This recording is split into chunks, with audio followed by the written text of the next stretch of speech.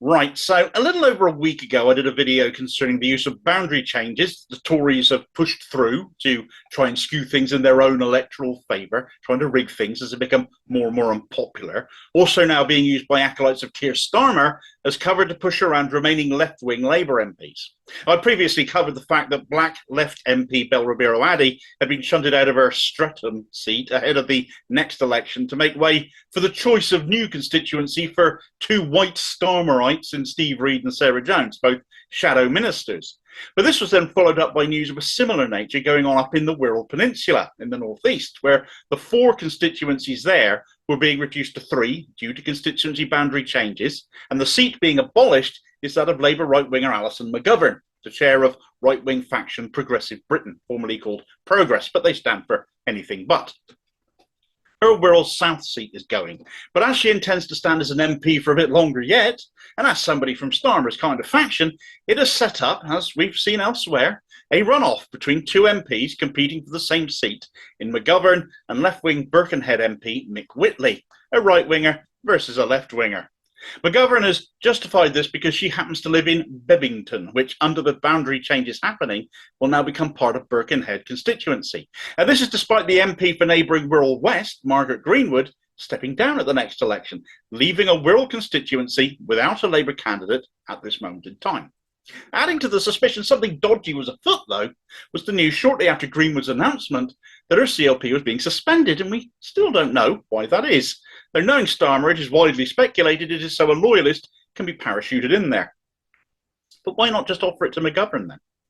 But she wants to stand where she lives. And that is part of the reason I've returned to this story, because Bebington, ending up in Birkenhead constituency, wasn't a foregone conclusion, it seems. Upon news of the boundary changes being finalised, McGovern wrote an open letter to her constituents back on May the 22nd. In it, she wrote, "I'm going to ask Labour members to support me in standing in a new constituency which includes Bebington, but I'll be the last person to have the title MP for Wirral South. I worry Bromborough and Bebington, split between three different constituencies, will not give them enough attention, but we will work together as MPs to ensure that the change is as good as it can be under the circumstances we face." So she's clearly coming across as concerned about the impact dividing areas with historic ties to each other will have. The thing is, it would appear she did have a chance to keep them together, but turned it down in favour of splitting them instead. As part of the boundary changes review, all areas of the country were consulted on proposed changes. For example, they tried to reduce Cornwall from 6 parliamentary seats to 5 by having one constituency that was part in Cornwall, part in Devon, breaching one of the oldest historic boundaries in the UK, the Tamar River.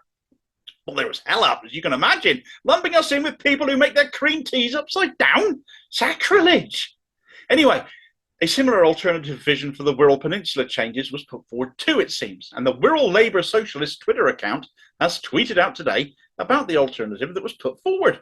They said the proposal from Wirral West CLP, the suspended ones as they currently are, to the Boundary Commission that met Boundary Commission requirements, which would have left Clatterbridge, Bebington and Bromborough together in the same constituency, was not supported by Alison McGovern, despite what she said in her recent open letter. She does quite clearly say she worries about them being split, but not enough to keep them together when a plan to do so was proposed. So why is that? Well, fortunately, I've obtained a copy of those proposed changes by Wirral West CLP, an official submission that they sent to the Boundary Commission, to compare them with what has actually gone through. Here's a couple of images. On the left there, the squarish block of land there is the Wirral Peninsula under current boundaries, and the highlighted bit in red there is Alison McGovern's Wirral South seat that is being abolished. Bordering this to the north is Wirral West to the west side, naturally, and Birkenhead to the eastern side of that, and right at the top there is Wallasey, the seat of another right-winger, Angela Eagle. The other image in different colours here is the proposed current boundary changes, with Wirral West in purple, Birkenhead in yellow, and Wallasey in red. And you can also see a few of these places Alison McGovern was so worried about splitting. I pointed them out helpfully. Bebington here, now just inside Birkenhead constituency in the yellow.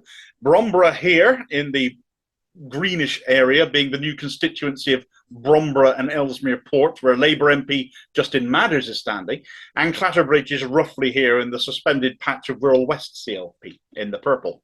Locals were not happy with this proposal when it was put forward, as one ward, Upton, would be split between two constituencies, and the splitting of Bebington from Clatterbridge, which have very close ties, was also hailed as an issue which many were opposed to. Not so much McGovern's beef with Bebington and Bromborough being separated, however. Perhaps she is just well liked in both of these places herself. So what are these alternatives then? Well, two were put forward, as I said, by the now suspended Wirral West CLP. And I wonder if their calling out of McGovern underlies why she wouldn't want to stand there, and their proactiveness on these boundary changes didn't contribute in part to their now suspension after their MP chose to step down. Anyway, their preferred proposal was this one here. As you can see, Wallasey in red would be extended westwards, taking in large, more sparsely populated areas of Wirral West in the northwest of the peninsula, and a suggestion it be renamed Wirral Coastal because of the large amount of coastline it would then have. Instead of Wirral West really being Wirral West, it would now be more Wirral Central. It's moved into the middle, still in purple, but you can see Upton is completely within its boundaries now and not split, and both Bebington and Clatterbridge are also in this new central constituency.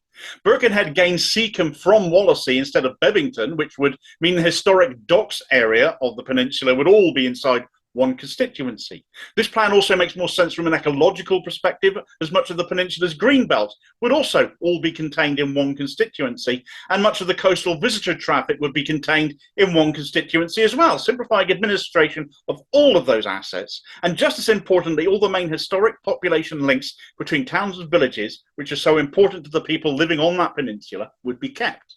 It seems on the face of it a no-brainer to support this. Yet Alison McGovern did not, nor did she support, in fact, the other proposal, which actually put Bromborough in this Wirral Central proposed constituency. One of her big worries, of course, she said, keeping Bromborough and Bebington together. Well, here was a solution. Here's what I think is going on here. What we've got here is a Labour right-winger wanting to stand where she lives, but making sure where she lives gives her the best chance of being re-elected. McGovern's majority in Wirral South at the last election was 6,105.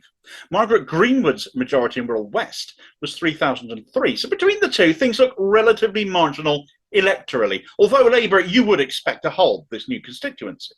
That said, McGovern's chances of selection in Wirral West might be a little bit grim, since she's rubbished the more locally acceptable boundary change proposals put forward by that CLP, and will have put backs up as a result. The caveat to that thinking, though, is the strong showing on the Wirral for the Green Party in the recent local elections, and the machinations of the right-wing Labour executive there, doing deals with the Tories, no less, to keep the Green Party out of committee positions. That might be at the back of McGovern's mind too, that Labour's name really is mud at the moment in the area, and making her think holding such a marginal seat might not actually be possible. She wants to stand in Birkenhead. That is where Bebington is ending up now. In effect, she's dumping some 90% of her old constituency by choosing this route. But left-winger Mick Whitley's majority in Birkenhead is 17,705.